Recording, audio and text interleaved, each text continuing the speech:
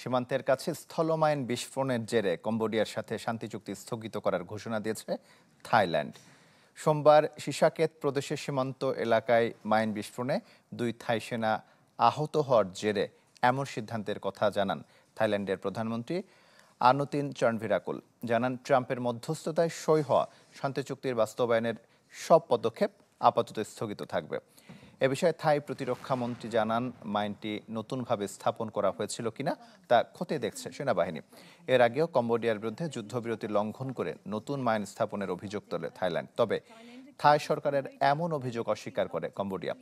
চলতি বছরের জুলাই মাসে আঞ্চলিক বিরোধের জেরে 5 দিনের সংঘাতে জড়িয়ে পড়ে এই প্রতিবেশী দুই দেশ। গত মাসে মালয়েশিয়ার আসিয়ান সম্মেলনের ফাঁকে ট্রাম্পের মধ্যস্থতায় যুদ্ধবিরতি চুক্তিতে সই করে তারা।